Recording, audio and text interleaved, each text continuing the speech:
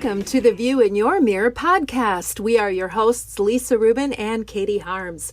From new moves to tried and true strategies, we'll dissect the ways in which clothing and a little organization can and does affect your daily life. Come along as we hope to inspire, engage, and shape your rituals as well as your shapewear. Lisa Rubin. Katie Harms. Very, very fun. We got to just mix it up a little bit, right? Yeah, you always start by singing to start our podcast. Well, not by singing, but having like a little. It's just my beautiful melodic voice. Yeah, which I don't have. Well, you know what? We just have different gifts, right? We do, yes. And that's why we're doing it together. I'm super excited about today's guest.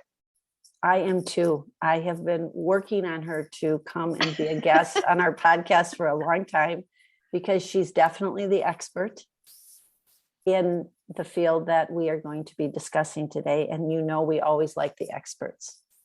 We sure do. Do you want to? I think you can give her name. Of course. Her name is Helain Pesis, and she is the co-owner of Continental Diamond. And Continental Diamond says it's a staple in the Minneapolis, St. Paul area, right? I mean, it is a staple. I think that they're incredible. I think that it's a happy place to go. They have a set of core values that they stand by, and every single employee, that is their bottom line. And honesty, many people have had some bad jewelry purchases because someone on the other end possibly wasn't honest with them. And you can trust them 100%. And I believe they're non-commissioned too, which I think makes a huge difference. I think so too. I'm not sure, but I think so. Yes. I should say I know so because I was reading that in the background information too. So I think you can also tell that when you walk into places too.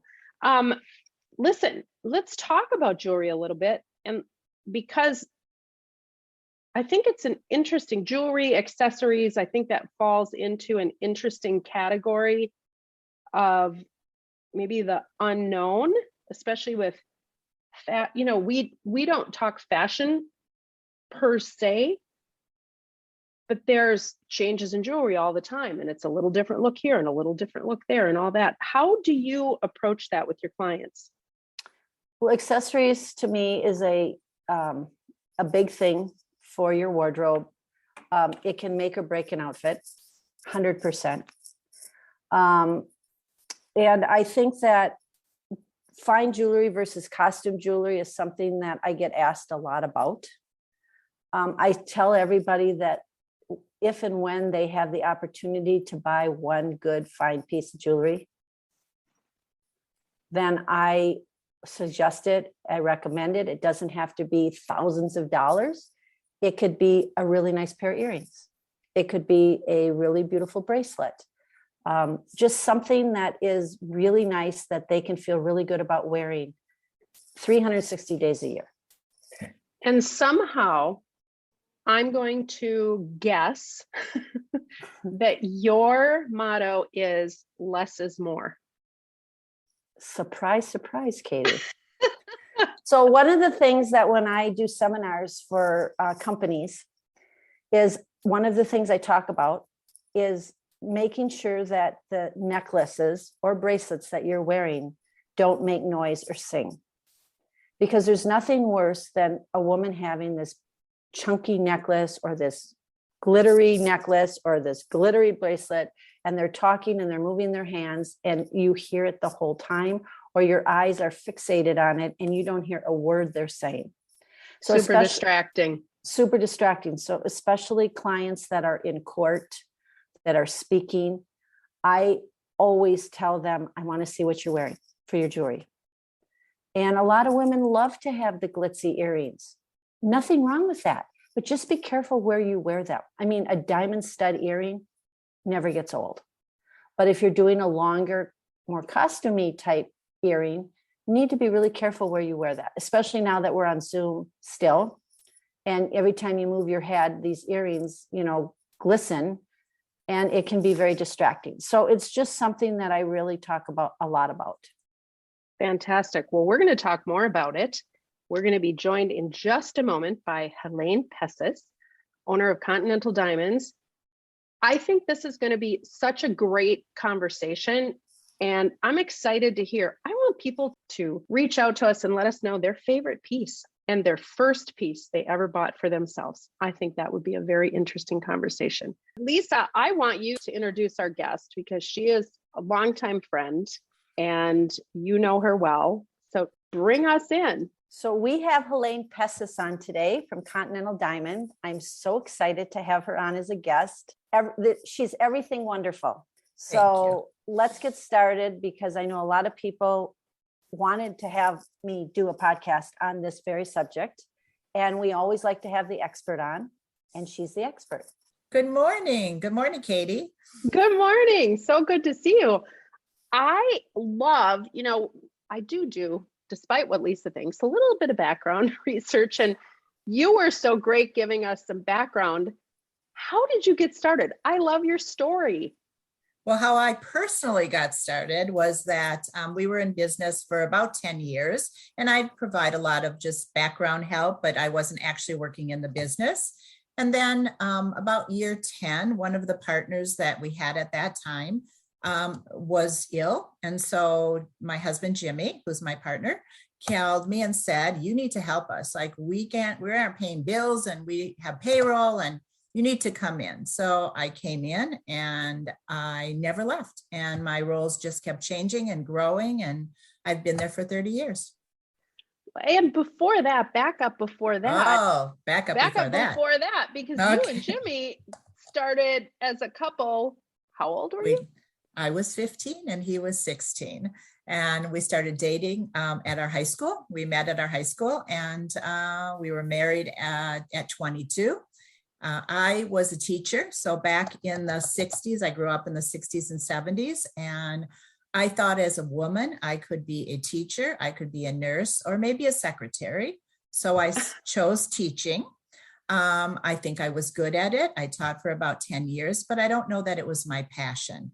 So when I ended up at Continental Diamond, I will never regret 1 minute of my teaching, but I am very happy for the opportunity I've had for growth and education personally. Well, thank you. I love the fact that you're in partnership with your husband.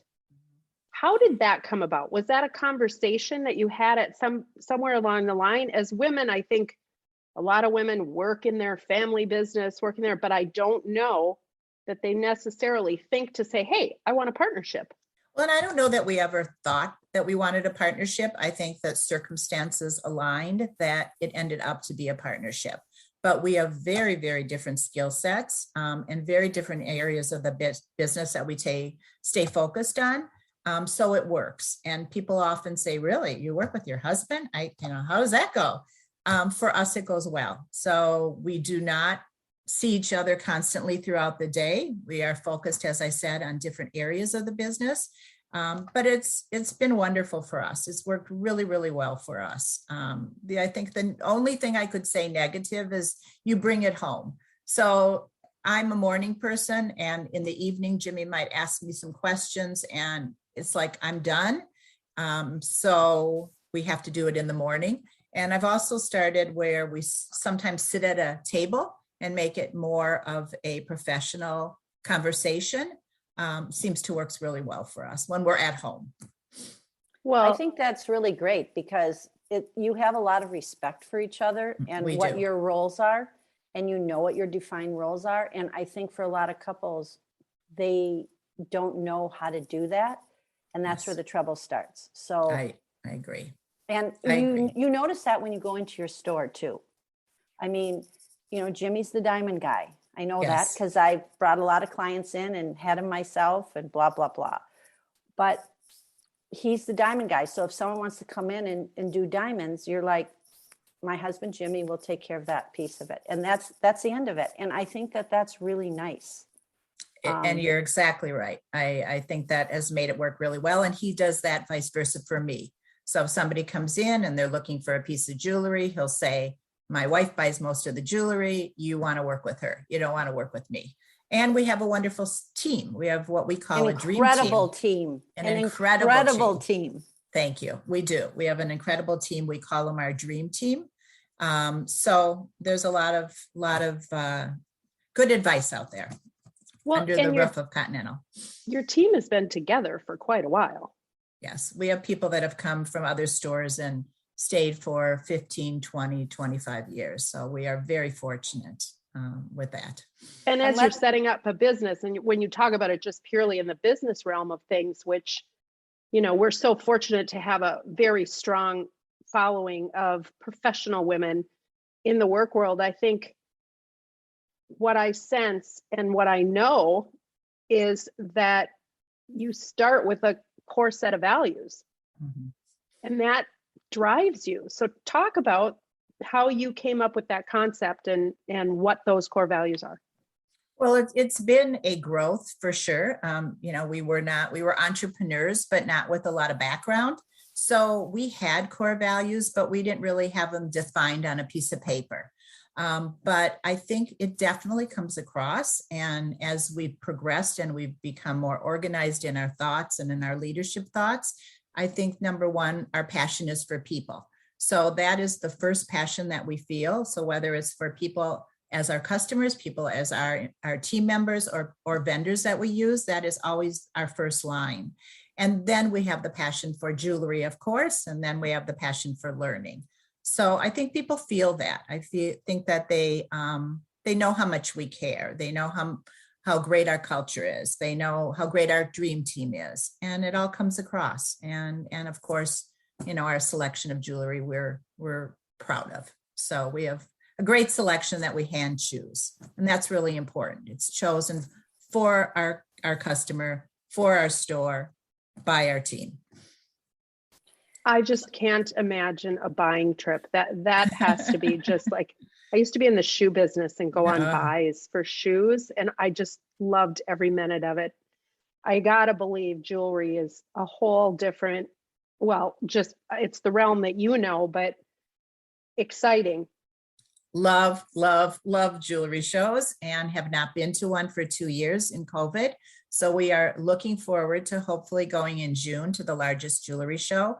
But yes, I love, number one, seeing a vendor's total line. You know, they'll come to the store, they bring a part of the line. I love seeing the entire line to choose from for what we're going to bring into the store.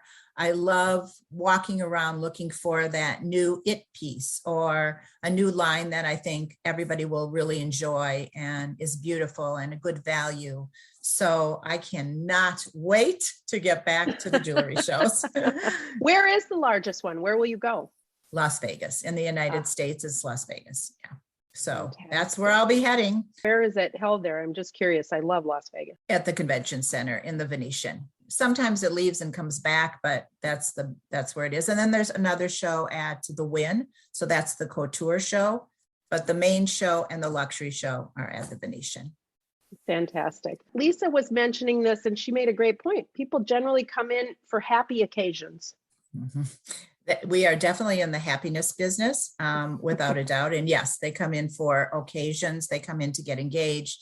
They come in for a self-purchase. But I think one of the reasons that maybe Lisa and I have a friendship and she has brought people to our work is that we are really perfectly aligned. I mean, we both feel we want women to be the best version of themselves, and we both really deeply care about how women present themselves and also how they feel, whether it's wearing jewelry or wearing clothes. I think the difference is that more women are comfortable buying clothes and handbags and shoes than they are buying jewelry.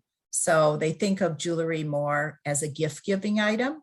Over the years, it's changed. We have many self-purchasing women, and it's very exciting because they've given themselves permission to want jewelry, to wear jewelry, and to enjoy jewelry.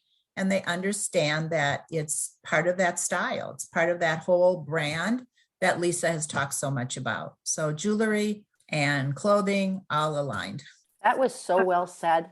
Oh, Helain. thank you. That was so well said, because absolutely that is why I bring my clients into you. And sometimes Thank it you. is for their first purchase that they've ever purchased on their own.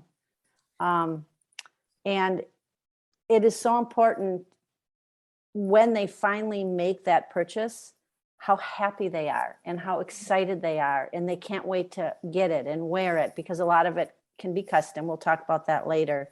What do you see as the woman, when they want to buy something for themselves for the first time, what piece of jewelry do you commonly see them buy? Well, I guess it changes. There's a lot of choices there.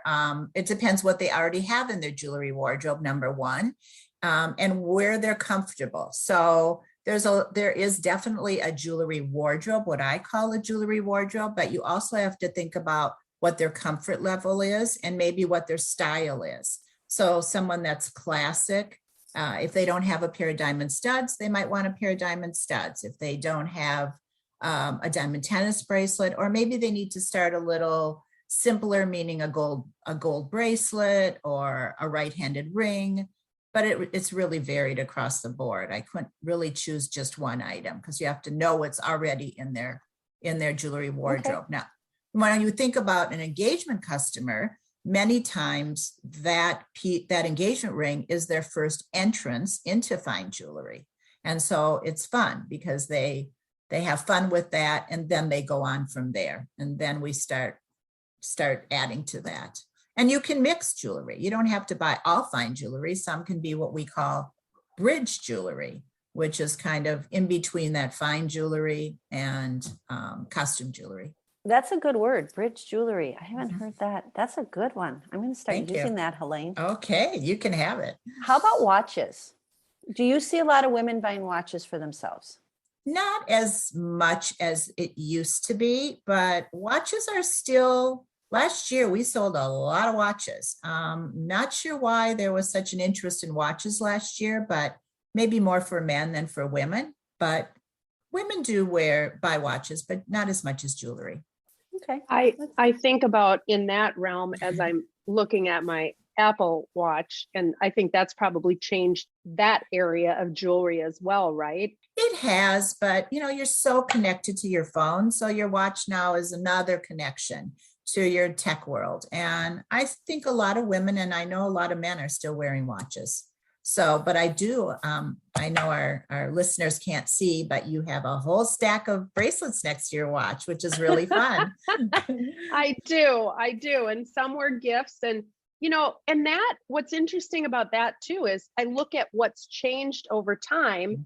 So talk a little bit about the change in style. And I would say, I don't even know if this would be considered bridge jewelry, what's next to my watch. I do have a nice piece, a little tiny piece that never really comes off, but the stack of, what would we call them, beads? Yes. That changes over time and will change depending on what I'm wearing. So what are you seeing there, and what's the most common you're seeing in those bridge pieces right now?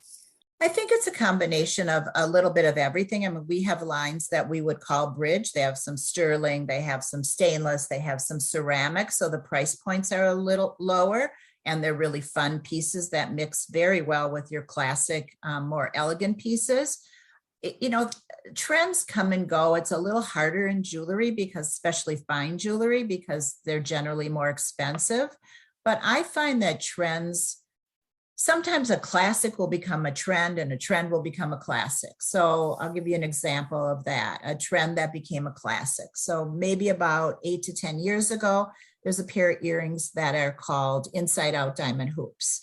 They come in all different sizes. They come in circles. They come in oval shapes. And it was, I believe, such a genius design that it is now a classic, and something that I would say every woman should have in their jewelry wardrobe. So you see that. Another example of a trend we see right now is stretch bracelets. And they can be in fine jewelry or in bridge jewelry. So women love that. They don't have to have somebody help them put the clasp on, take it off. And you can easily just stack it onto your wrist. I believe what you're wearing is probably a stretch bead bracelet. Yes. But But again, that was a trend that came in and has gained momentum as we go along. So now to me, that could be a jewelry staple or a core piece. Other things that are trending right now, yellow gold jewelry in fashion is very popular, and you're seeing it a lot. So that comes and goes, right? So some people stopped wearing yellow and went directly to white gold or platinum, but some women never left the yellow gold. So although you think of trends, they also come and go. Other trends, hoops. Again, the classic woman would wear the smaller earrings, and the woman who is more whimsical, or maybe you call her bohemian, she would wear larger and bolder earrings. So even within the trends, there's different styles. Some other trends, maybe a pendant.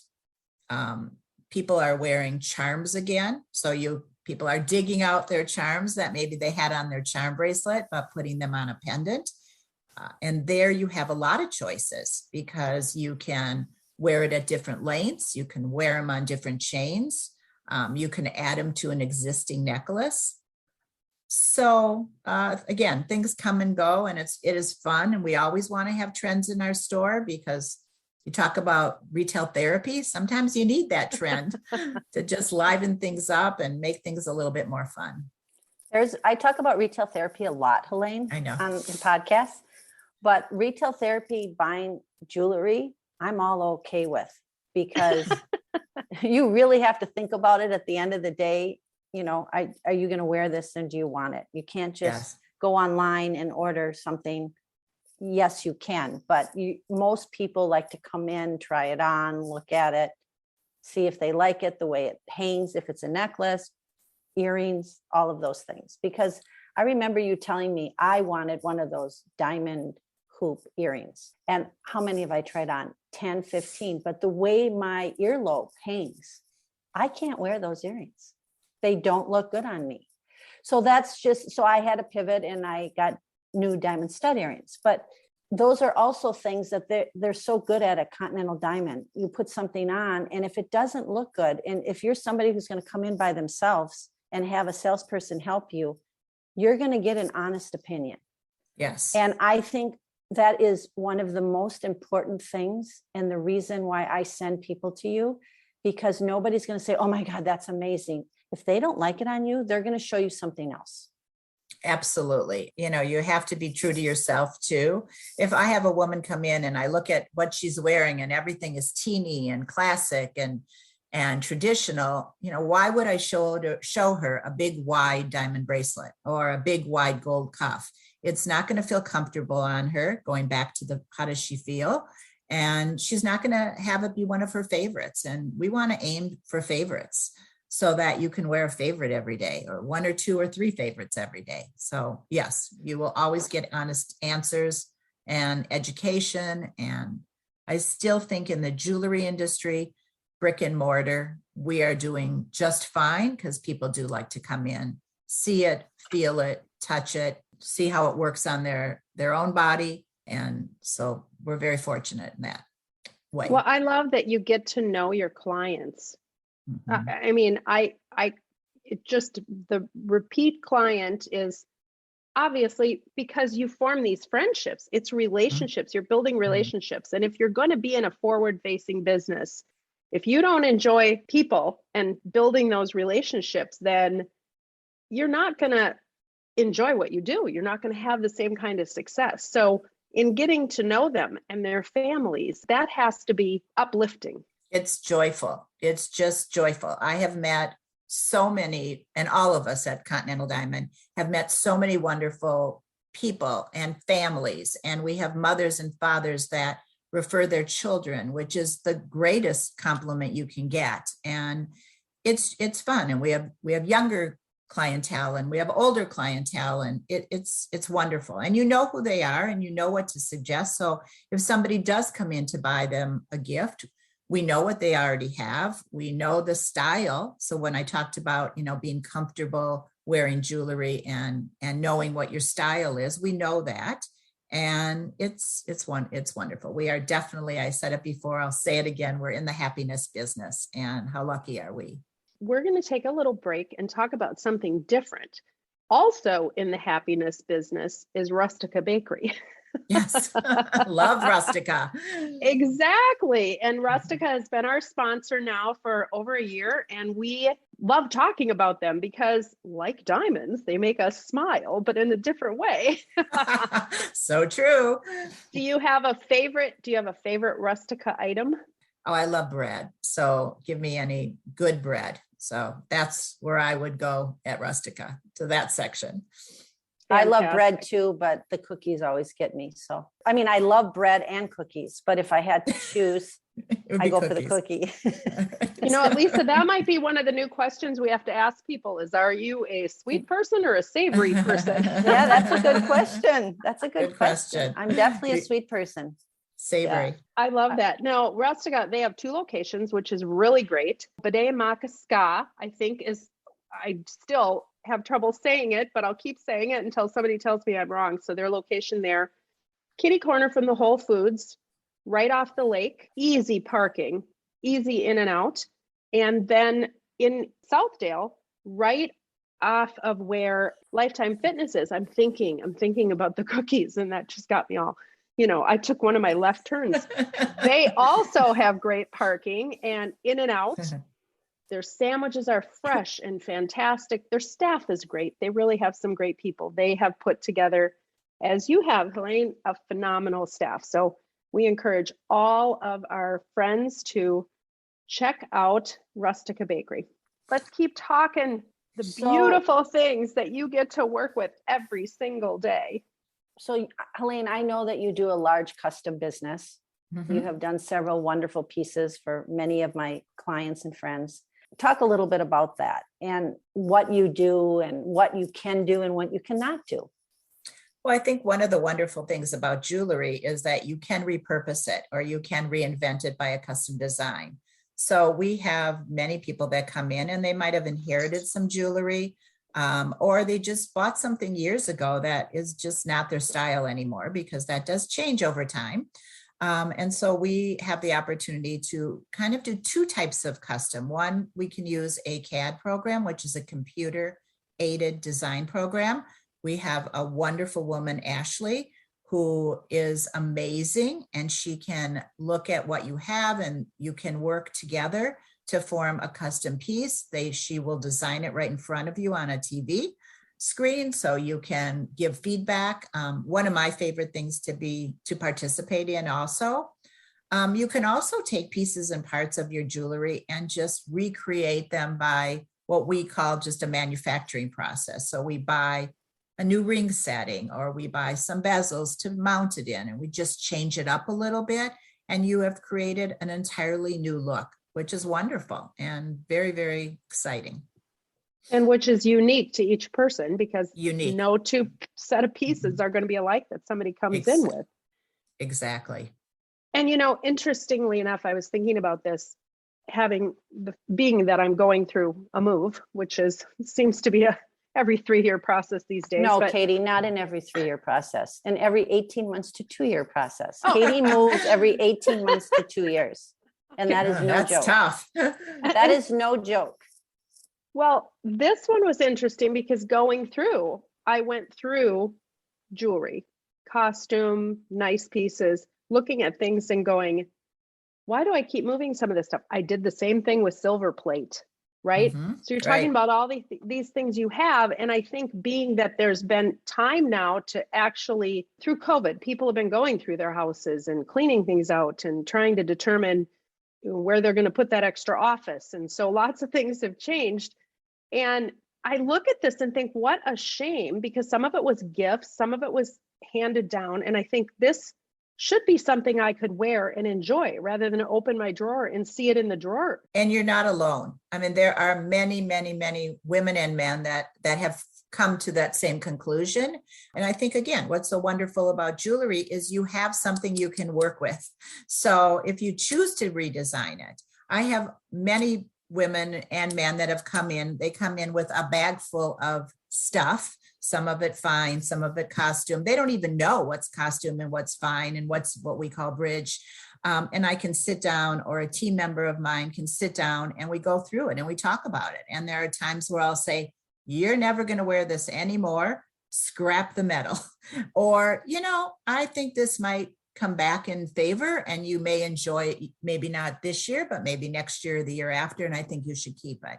And this might be a piece that you redesign. And so it's a lot of fun. It's a lot of fun. And what I also didn't say is my first degree was in art.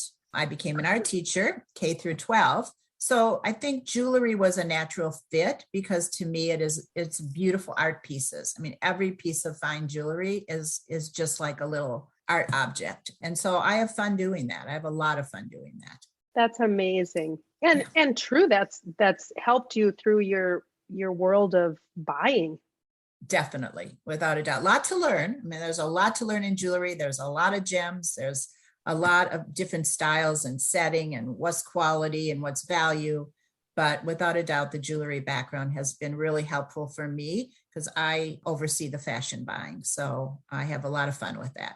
So I have another question regarding when people come in, what are some of the commonly asked questions that maybe you could talk about on the podcast a little bit to help people when they're thinking about coming into a store and buying either their first piece or doing a custom piece or whatever, to kind of put them at ease?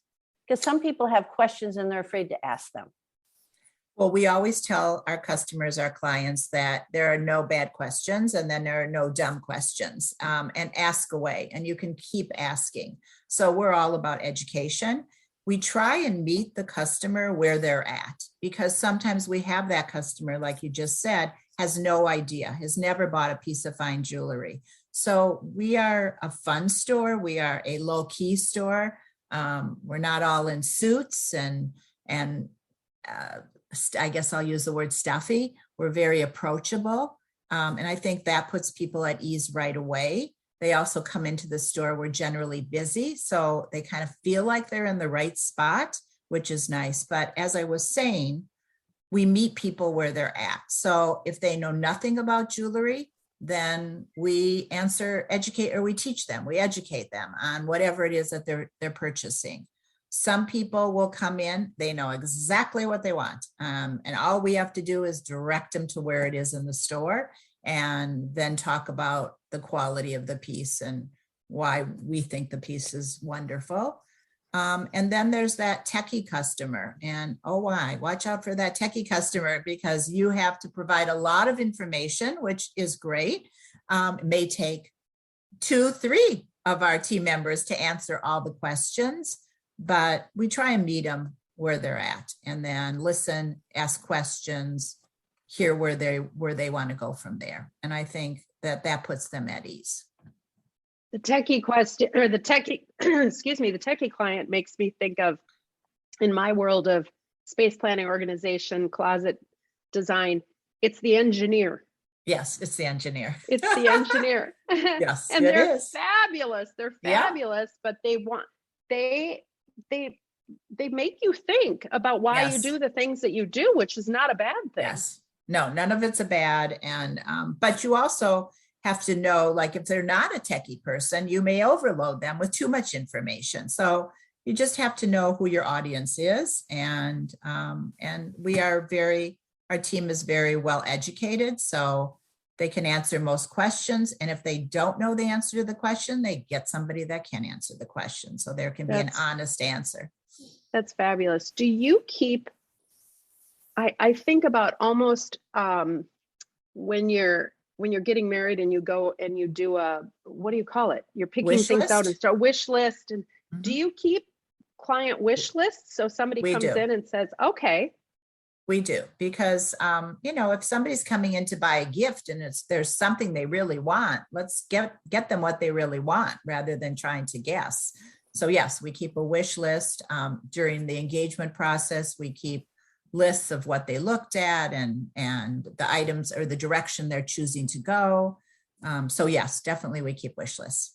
Well, and interestingly enough, I think back to very early on in my marriage with my husband, and he bought me a piece of jewelry, and it was a surprise piece of jewelry. It was so lovely. The sentiment, right? I think we've maybe all been here. The sentiment was so lovely. It was not anything I was ever going to wear. And yet his kindness and his thoughtfulness. So approaching that, when that client comes in to see you, when that guy comes in, you can probably tell he walks in the door and he's probably like, oh, I don't know, I need to get a piece of jewelry for, I need to make up or do whatever. I just want to be nice. And then how would you tell women to approach that too? Because you don't want that sitting in the drawer doing nothing. I lovingly said to my husband, this is so kind of you. Can we go pick something out together that I know that I would really love? And I think you did it perfectly. I think what happens sometimes, not very often, which is good, is that after a man or a husband or a boyfriend, significant other gives somebody a gift, and time after time after time, they're rejected by that, don't like it, don't like it, don't like it, they stop giving. So I think the way that you did it was perfect. You do it lovingly, let's make this something we can do together. And again, if we have a relationship, it generally doesn't happen too much. It's not to say it doesn't, because maybe that woman has something else in mind. But if you have that relationship, the style. And otherwise, we may go to a more classic. So that core jewelry wardrobe, do they have diamond studs? Does she have a gold bracelet? No, she doesn't like bracelets. Okay, does she wear earrings? You just kind of ask some leading questions, some informative questions that give you an answer to what direction you should go to. And that's where I come in. Yes, exactly. If you're there, you're because perfect. A lot of husbands of clients of mine do call me, especially at Christmas time or birthday time. And they're so excited because I do know everything they're going to like. And so then I think there's more gratification and the woman really likes it and it goes really well. So if somebody has some, it doesn't have to be me, of course. But my suggestion is if this particular woman has a best friend or has somebody that knows what they like, they should take them with them to pick it out. I agree. And I also think that you need to be a little vocal about what you want. And I think that's okay. You can take a catalog and circle something with a heart and say, let your significant other, your partner know that that's something you'd really, really love. And I think that's okay. There's a funny story. So you talk about, I probably shouldn't be telling this on air, but there's a funny story. So one day Jimmy came to me and he handed me a box and there was a beautiful, beautiful diamond ring in there to wear as my engagement ring. And I looked at it and I started sweating and hyperventilating because it was not my style at all. I put it on and I just thought, oh my word, he really got this wrong. So I went to our designer and I said, Ashley, what are you thinking here? And she said, we told him you weren't going to like it. We told him. And then I went to our store manager, and I said, Beth, and they all agreed. So I had to do the same thing that you did, Katie. I had to go to my husband, who was in the business with me, and say, I think it was so sweet of you and so kind of you. He said, you don't like it. I said, you're right. I don't like it. I redesigned a ring and I love it. And he was fine with it. But I think you're right. You have to do it with kindness. Thank you for sharing that, because I would think it would be difficult. Was the business in his family before you came into the family? He started with two partners at the time. We had bought the partners out quite quickly after, but no, neither one of us were in the business. Long story, which will be another podcast. Okay. So when you got engaged, he was not in the business. Correct. He was not in the business when we got engaged. Right. Yes. All right. So I was wearing his grandmother's 3/4 carat diamond, and I still have it, but I don't wear it every day. But I still have it. It has great memories, which is One thing that's lovely about jewelry is there are so many stories behind this jewelry. One thing that we designed many years ago was a card where people can say what we believe that jewelry tells stories and is part of a history. So we developed a card where you can write the date you receive something and what it is. And the person that's giving it to you can write in their own handwriting, because we don't see that very often, in their own handwriting, why they got it or why they gave it to you and what the significance of it is. And it's something that you can keep and hold forever. And that's one of the beauties of jewelry, is you remember why you got it, what you got it for, where you were. And that's lovely. I mean, And that's also lovely. jewelry can become your lucky piece. I agree. It can be, it can be what you need to put on so that, if you're going to have a day where you need to have something really big happen, or you're having a bad day and you want it to be a better day, putting something special on jewelry wise, just like having an outfit that you like, it just helps you. The energy, I think jewelry has energy, and it just helps with the energy for yourself. I agree 100%. And I love that so much. I have a follow-up question to that. The writing, is that card a certain size? Do you have a little box that it goes in so that as people add, they can add that to it? It's a gift, like a gift card you'd buy in any other store. So you wouldn't give it as a gift card instead of a gift card, and you keep it. So you can put it away in your jewelry box, you can put it in a safe, you can put it wherever you want, but you always know what that piece is, why that piece was given. And just to have the thoughts and the handwriting is what a cool lovely. thing for somebody to do, to have for, when they pass on. Yes. Yeah. Without a doubt. I mean, it's similar, but when my grandmother passed away and she was 93, we were going through her stuff, and she had a few fine jewelry pieces that my mom and her sister got, but everyone's kind of going through, and my grandmother was a religious woman, and I'm like, I want a prayer book. Now, I am not a religious person, but when I would go to the synagogue, I would always sit by my grandmother. And I got her prayer book. But Lovely. The thing that was the coolest thing, and I didn't find it right away, is she had written a note for when she dies. Wow. And it was incredible. It was incredible. And, if I'm having a day, I will go back to that prayer book and I will read that. Beautiful story. And nobody knew about it. And I didn't want to tell anybody right away, because I didn't want anyone to say, well, I want the prayer book now. So I waited a few weeks, and then I read it to them. But it was just incredible. So there's a little So backstory. Thanks for sharing that. So there's a beautiful story. Absolutely. I have a story like that. When my mother passed away, she wore a diamond heart every day. Never took it off, which is kind of, maybe it was her lucky piece. I know it was her favorite piece. She didn't have a lot of jewelry, but when she passed away, I took it. It wouldn't be something that I would choose to wear every day, but when we have special occasions in our family, I put it underneath. And so my mother is there with us.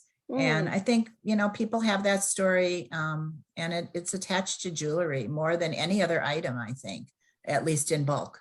So yeah, it's a beautiful story. All right, Helain, switching gears. Wait, we can't switch gears yet, because okay. First of all, thank you both for, I literally have tears, because I too, the energy of something is there. It lives in it. I believe this with houses. I think energy carries on. I remember the day that my mom and dad's house was completely empty. There was not a thing in there. And I walked around the living room and I could not help but this still feels full. I'm missing something. What I was missing was that it was the energy of 50 years of life and experiences and things that have happened.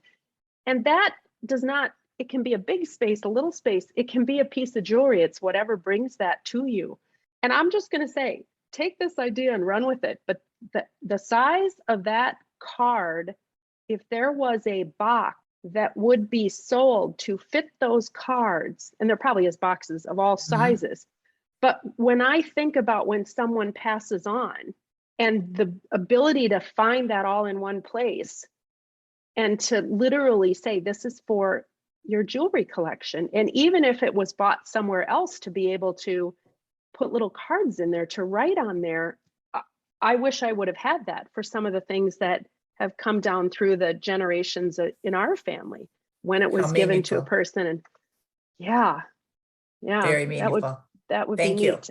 And now I think I want to go categorize everything and try to figure it out, but I definitely will do it for my 3 daughters. I'll tell you that. Yeah. Okay, we are switching gears now, Katie. And I want to talk a little bit about cleaning your jewelry, because everybody has their ideas of how they clean jewelry, but I think that there are some good pieces of advice that you can give everybody.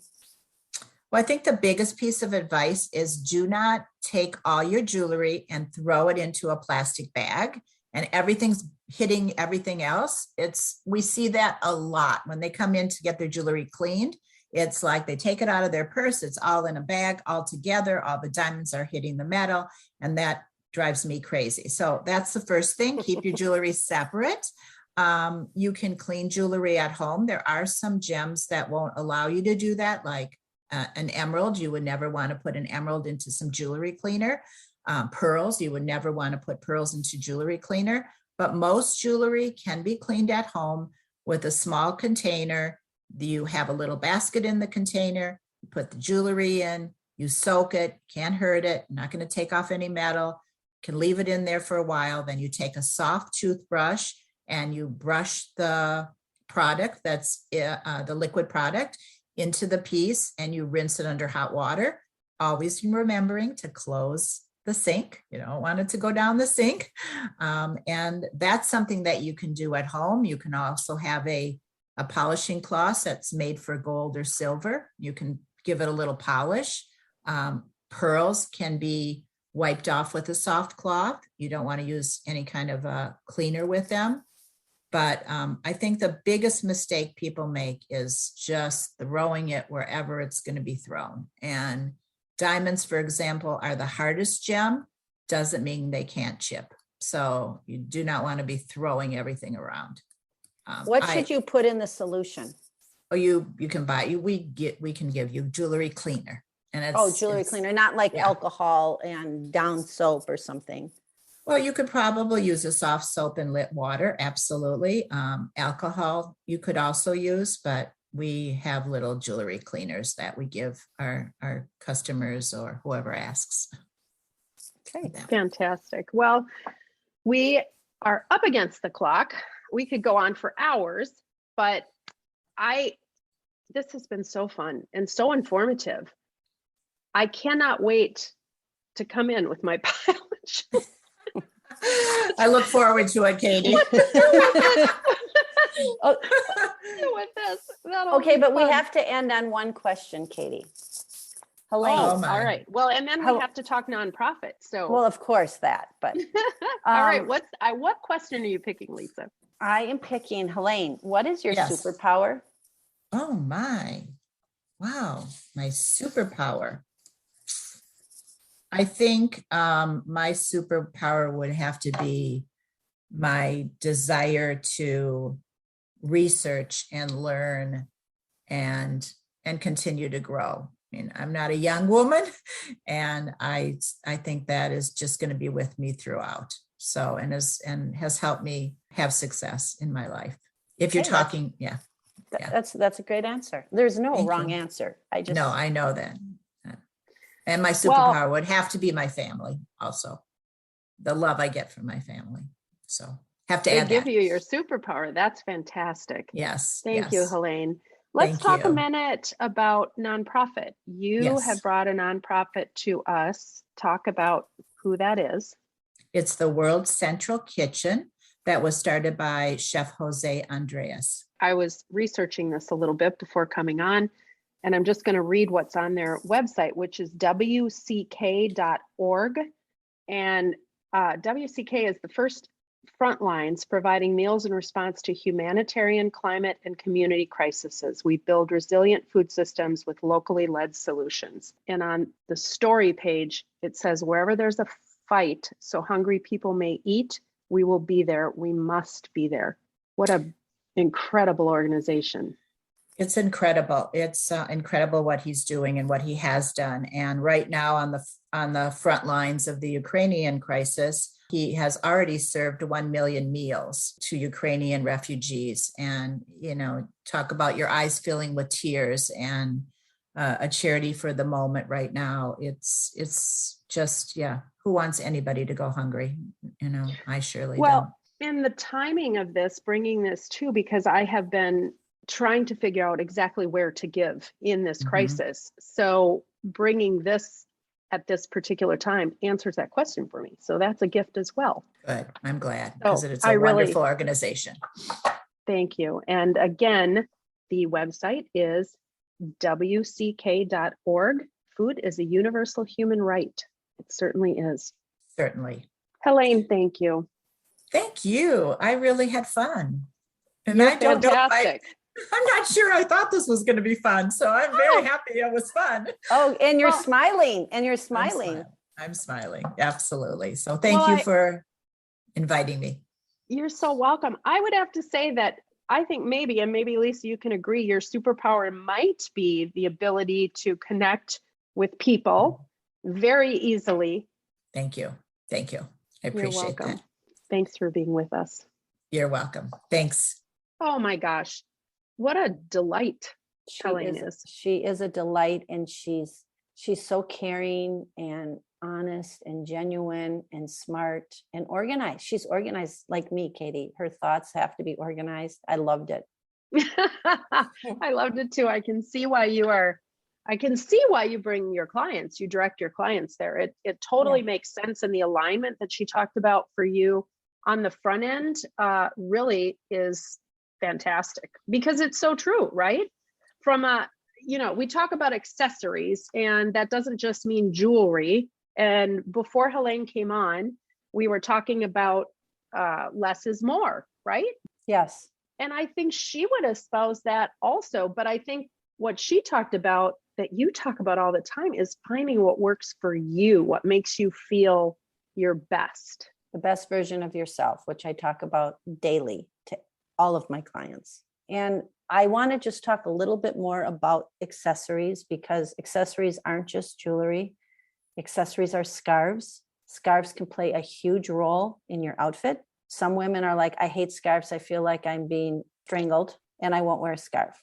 Well, there are ways you can wear a scarf that you don't feel strangled. We can get into that at another time.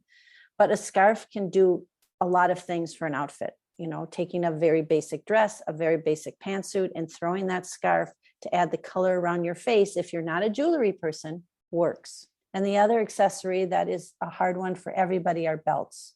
A lot of women don't even like to wear belts because they feel like their stomachs are hanging out, or they feel fat, or this or that. Again, if you find the right belt and you wear it different ways, you can then create a waist for yourself if you're a person that never has a waist. So those are two things that I wanted to make sure we talked about that were unrelated to jewelry. Great points. I love it. You know, I have seen some scarf tutorials that are floating around social media that I don't remember what this woman's name is, but I'm like, holy moly, I would like to learn how to do that, rather than just hanging it over the lapels of your jacket or whatnot. Some really cute stuff. So I'm sure you could probably find it on YouTube or something like that. I that's what I recommend, is I have clients go on YouTube. If I'm not with them, if I am with them, I do my own little tutorial. But there are so many different ways that you can wear a scarf. I mean, you could take a ginormous scarf and make it a swimsuit cover-up. Lisa, we need to video you doing a scarf tutorial. We could do that, Katie. Right, I can't do it myself. We'd have to do it together. We can do it together. That would be fun. Let's put it on the to-do list. Okay. Everybody, you'll be getting that in the future. In the future. I want to shout out. I've not met him. I can't wait to meet him at some point. Your nephew, Brad, is it? Yes, my nephew, Brad, who I love the fact that he listens to my podcasts, and it just makes my heart warm. And when he lets me know that he's listened, and he gives me feedback and comments sometimes, and I love it. So That's thank fantastic. you, Brad. And it sounds like Brad in your family or amongst his friends is really kind of does what you do in giving advice or having a look about him or a style that people really resonate with. Yes, Brad has great style. I do not help Brad, but Brad has great style. Well, there you go. Genetically, you're linked. He's just, he's just the next generation of taking it to the next level. Maybe. Well, if any of you want to know how to get a hold of Lisa, you can do that by. You can go to my website at wardrobeconsulting.net, or you can go and email me at lisa@wardrobeconsulting.net. And I am at katieharms.com, website katieharms.com. Both of us are on social media. We are really enjoying the feedback we're getting on our social media platforms. The View in Your Mirror podcast is on any of your podcast platforms. So make sure if you're listening and you have not subscribed that you do so, and make sure that you look at yourself in the mirror and you tell yourself how absolutely incredible you are, because you are the only you. And that view is spectacular. Until next time.